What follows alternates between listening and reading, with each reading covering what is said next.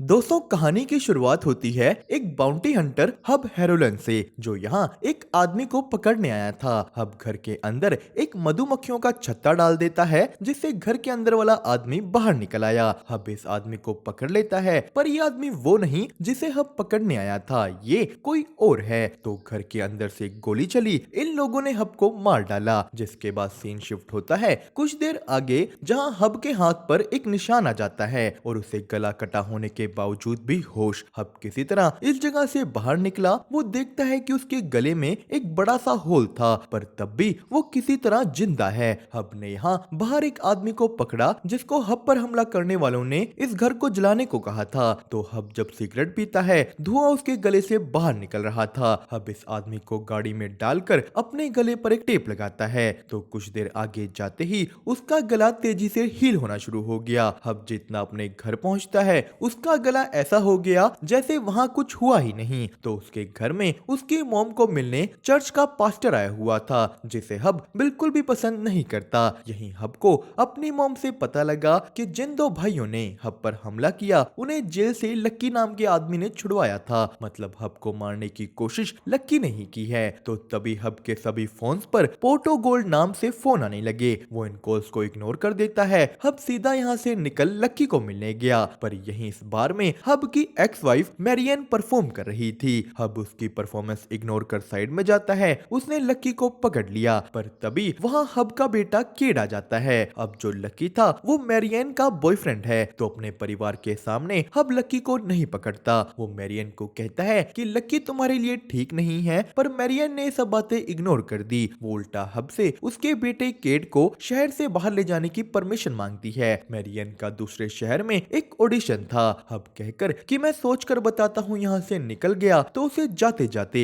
Church का Pasteur दिखता है, जो अजीब तरीके से घूम रहा था। हब यहाँ से निकल उन अर्ल्स भाइयों के पास पहुँचता है, जिन्होंने उसे मारने की कोशिश की थी। अर्ल्स हब को जिंदा देखकर चौंक गए। उसने अंदर जाकर गन की नोक पर सभी भाइयों को डराया। हब कहता है कि लक्की को फोन कर कर यहाँ बुलाओ, पर तभी लक्की की जगह यहाँ चर्च का पेस्टर आ गया। हब एक भाई को उसे वापस भेजने को कहता है, तो पेस्टर के आते ही यहाँ की लाइट्स ऑन ऑफ होने लगी। पेस्टर इन भाइयों पर हमला कर देता है। उसने इनको हवा में उड़ाकर मार डाला। पेस्टर अब एक डीमन बन चुका था। हब इन सब चीजों से डरकर यहाँ से भाग जाता है। तो जब वो अपने घर पहुंचा, यहाँ उसी कंपनी पोर्टो गोल्ड से एक लड़की उससे मिलने आई हुई थी। ये बोली कि हमें पता है कि आप मरकर हेल से वापस आए हो, क्योंकि हम ही आपको वापस लाए हैं। मिच कहती है कि अभी भी आपको बाउंटी हंटिंग ही करनी है, बस अब से वो डीमंस की होगी। जिसके बाद सीन शिफ्ट होता है कुछ टाइम पहले, जब वो पास्टर बिल्कुल ठीक ठाक था, पर तभी वहाँ की लाइट जल बुझने लगी। पास्टर पर एक डीमन हमला कर देता है। इस डीमन ने पास्टर को पोजेस कर लिया, पर यहीं अब इधर हब ने ये जॉब करने से मना कर दिया था। जिस पे मिच कहती है ठीक है, आप ये बात बोलकर कह दो, उसके बाद हम आपका रिटर्न प्रोसेस करवा देंगे। अब रिटर्न की बात सुन हब डर जाता है कि उसे दोबारा हेल में जाना पड़ेगा। हब ये जॉब करने को मान गया। मिच हब को सारा काम समझाती है कि कई बार कई डीमंस हेल से निकल जाते हैं, और तुम्हारे एरिया में ये पहली बार हुआ है। अब हब का काम था कि वो इन सभी डीमंस को मारे। नरक से वापस आने के कारण सिर्फ हब ही इन्हें देख सकता है, और वो डीमन भी हब को देखकर समझ जाएंगे कि वो उनके लिए खतरा है। मिच कहती है कि तुम्हें बस यही काम करने के लिए वापस जिंदा किया गया है, तो अगर तुम्हें असाइन किए डीमंस को नहीं मार पाए, तो तुम्हें जॉब से निकाल दिया जाएगा। मतलब हब को वापस नरक में भेज दिया जाएगा।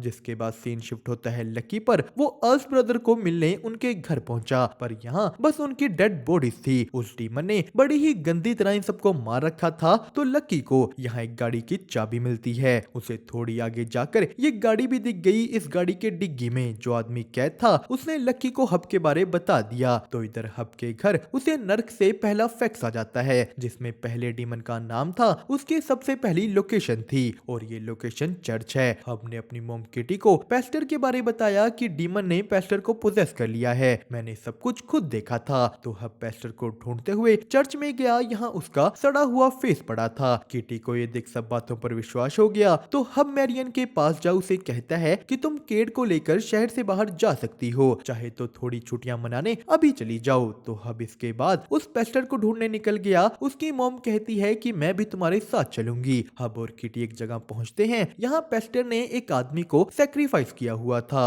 वो हब पर भी हमला करता है। हब बाहर भागा। वो पेस्टर को एक ट्रैप में कैद कर उसे बेहोश करने की कोशिश करते हैं, पर पेस्टर पर बेहोशी क्या असली गोलियां भी काम नहीं कर रही। आखिर में किटी को ही शॉटगन से उसे मारना पड़ा। हब जैसे ही उसके ऊपर अलमीरा गिराता है, पेस्टर की बॉडी जलने लगी। हब और किटी ये देख वहां से भागते हैं, पर यही उन्हें लक्की के एक आदमी ने देख लिया। जिसके बाद सीन शिफ्ट होता है एक इन्फ्लुएंसर लड़की पर, जिसने अपने घर में कुछ आवाजें सुनी। इस लड़की का शावर अपने आप चल रहा था। ये काम एक डीमन का है। यहाँ सभी तरफ पानी आने लगा। डीमन ने इस लड़की को पानी में डुबाकर मार डाला। तो कहानी जाती है हब पर, जो लकी की चार्जशीट ले उससे मिलने गया। हब कहता है कि लाओ मैं अपने बेटे केट को स्कूल छोड़ाऊं। अब हब ने ऐसा करने को पहली बार कहा था, तो ये उन सबके लिए नया है। हब केट को कहता है कि चलो तुम गाड़ी चलाओ। हब केट से थोड़ी बातें करता है, पर असल में यहाँ वो उसे लकी की सच्चाई बताने लाया था कि लकी एक अच्छा आदमी नहीं है। हब कहता है कि मैंने ये बात तुम्हारी मॉम को बताने की कोशिश की, पर वो मेरी नहीं सुन रही। जिस पे केट कहता है कि हमें इन सब चीजों के बारे पता है और हमें फिर भी लकी ठीक लगता है, उसने हमें घर तक खरीद कर दिया। तो तभी हब को उसकी मॉम का फोन आने लगता है। उसने उन्हें नए डीमन के बारे बताया कि ये पानी वाला डीमन है, तो इसे पानी से दूर रखना। हब केट को यही कार में छोड़ उस लड़की के घर जाता है, पर वो लड़की यहाँ से जा चुकी थी।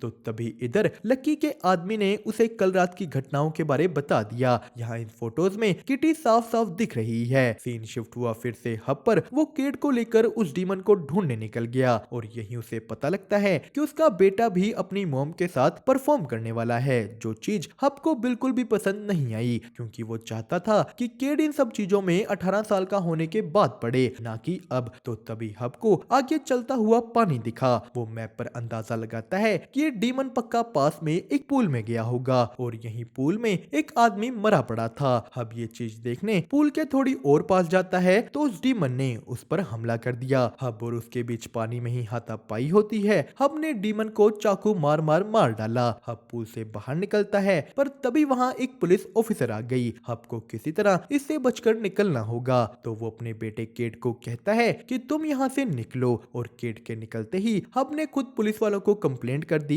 कि एक अंडर एज बेटा बहुत तेज गाड़ी चला रहा है, जिस वजह से पुलिस ऑफिसर केट के पीछे गई और हब बचकर निकल गया। तो कहानी जाती है हब के घर, जहां लकी किटी को आकर ब्लैकमेल करता है कि हब को मैरियन और केट से दूर रखो, वरना मैं सारी फोटोज पुलिस को दे दूंगा। जिसके बाद सीन शिफ्ट हुआ पुलिस स्टेशन, जहां से मैरियन ने केट को बाहर निकाला। वो हब से लड़ने लगती है कि तुमने केट को लकी की चार्जशीट क्यों दिखाई। तो हब कहता है कि हमारी बात हुई थी ना कि केट 18 साल से पहले म्यूजिक में नहीं आएगा। वो एक बच्चा है जिसे इंडस्ट्री के बारे कोई समझ नहीं। यही हमें पता लगता है कि हब खुद एक बहुत अच्छा आर्टिस्ट था, पर मैरियन द्वारा धोखा मिलने के बाद वो म्यूजिक से दूर हो गया। तो केट भी हब पर गुस्सा हो जाता है कि इसीलिए हम आपसे मेरी परफॉर्मेंस वाली बात छुपा रहे थे। और यही इसके बाद हमारे सामने आया कि 1 महीने पहले हब ने अपने घर के पास एक लड़की शेरिल की लाश दफनाई थी, और यही शायद उसका हेल जाने का रीजन है। तो सीन शिफ्ट हुआ अगले दिन एक पुलिस ऑफिसर पर, जो जैसे ही रिश्वत लेकर अपनी कार में बैठा, उस पर एक डीमन ने हमला कर दिया। ये डीमन मुंह के थ्रू इस ऑफिसर के अंदर घुस जाता है।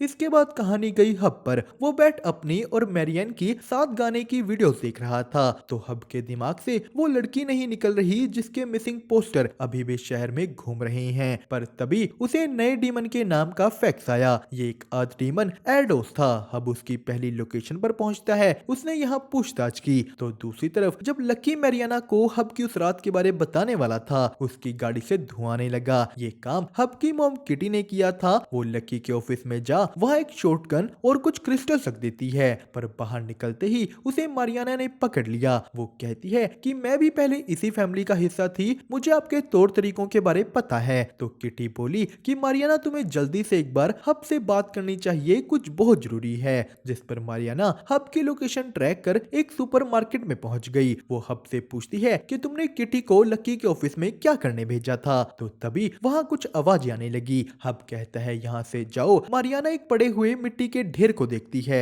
इसमें कटा फूला हुआ इंसान पड़ा था। हब कहता है शांत हो जाओ, पर मारियाना ने पुलिस ऑफिसर को पुलिस समझकर आवाज लगा दी। ये डीमन उनकी तरफ बढ़ हब से हाथापाई करता है। हब को बचाने के लिए मारियाना ने इस पर हमला किया और इसी मौके का फायदा उठा हब ने डीमन को गोली मार दी। वो मारियाना को ले यहाँ से निकल जाता है तो हब के सामने आया कि ये सारे डीमंस सेम पैटर्न में लोगों को मारकर सेक्रीफाइस कर रहे हैं। हब ने ये बताने के लिए मिज को फोन किया पर मिज कहती है कि ऐसे पर्सनल नंबर पर फोन करना अलाउड नहीं है, दोबारा कभी इस पर फोन मत करना। तो यहाँ हब को पहले ये डीमंस और हेल वाली सारी बातें मारियाना को समझानी पड़ी। मारियाना को समझ आता है कि उसके बॉयफ्रेंड लक्की ने सच में हब को मार डाला था। वो ये जानकर दुखी हो गई। उसे लग रहा था कि वो लक्की को चेंज कर देगी पर वो गलत निकली। तो हब उसे कहता है कि तुम केड को लेकर इस शहर से निकल जाओ। वो बोला कि बस एक बार मैं ये सारी डीमन वाली चीजें निपटा दूं, उसके बाद तुम वापस आकर अगर चाहो तो मुझे दोबारा एक मौका भी दे सकती हो।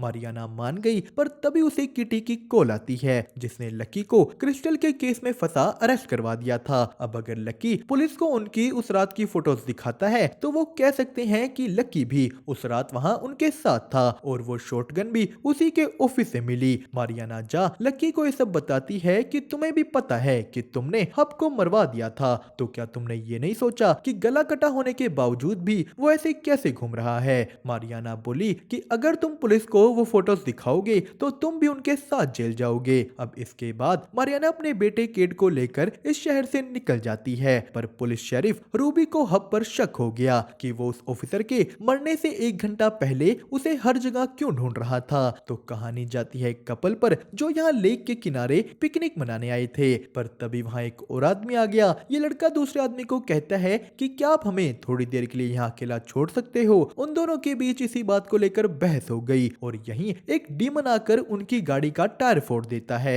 गाड़ी पलट जाने से ये दोनों आदमी मर गए। डीमन ने इन्हें पोजेस कर लिया। तो सीन शिफ्ट होता है लकी पर जो जेल से छूट चुका था। वो यहाँ लगे शेरल के पोस्टर को बड़े ध्यान से देखता है जैसे उसे कुछ पता हो, जिसके बाद कहानी गई फिर से हब पर। वो अपनी मॉम के पास एक बुक देखता है और इस बुक में देखते ही उसे कुछ समझ आया। हब को समझ आता है कि जितने भी सेक्रीफाइस अभी तक हुए हैं उन सभी की लोकेशन एक पैटर्न बना रही थी। अब ये पैटर्न क्या है, इसका मतलब क्या है, ये पता लगेगा हमें नेक्स्ट वीडियो में। क्योंकि दोस्तों इस कहानी का फर्स्ट पार्ट हुआ यहीं पर खत्म। आगे की कहानी आपको देखने को मिलेगी नेक्स्ट पार्ट में। जो देखने के लिए वीडियो को लाइक और चैनल को सब्सक्राइब करना मत भूलिएगा।